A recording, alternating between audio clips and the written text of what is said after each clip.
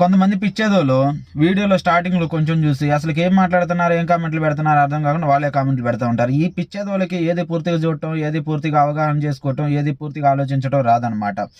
ఇంకొకటి ఏందనంటే ఇప్పుడు రాష్ట్రంలో టీడీపీ ఉంది కాబట్టి ఇంకా ఏదో పెద్ద మేమే 61 సీట్లు వచ్చిన మేమే ఎప్పుడు చేసినాం అన్నట్టు రేంజ్లో ఫీల్ అయిపోతున్నారు. ఎందుకంటే నిజం చెప్పాలంటే వాస్తవానికి అందుట్లో టీడీపీ వాళ్ళు ఎక్కువే ఉండరు.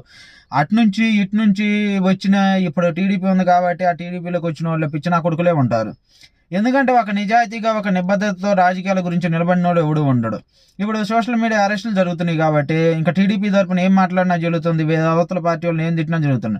మాట్లాడేవాడు ప్రతి ఒక్కడు వైఎస్ఆర్సీపీ ఎందుకు అవుతాడు రా, వేస్ట్ నా కొడకల్లారా, బూతులు అవుతున్నాయి కానీ న్యూట్రల్గా ఉండేవాడికి ఎవడికి ఆలోచించే అవసరం కానీ మాట్లాడాల్సిన అవసరం కానీ ఉండదా? చంద్రబాబు నాయుడు అయితే, పవన్ కళ్యాణ్ అయితే, అలాంటి జగన్ అయితే ఎవడైతే వెళ్ళానో గొప్ప నా పై నుంచి ఊడిపడ్డారా? కలెక్టర్ల ఆదేశాలు, కలెక్టర్ల తెలివితేటలు చూసుకునే కదా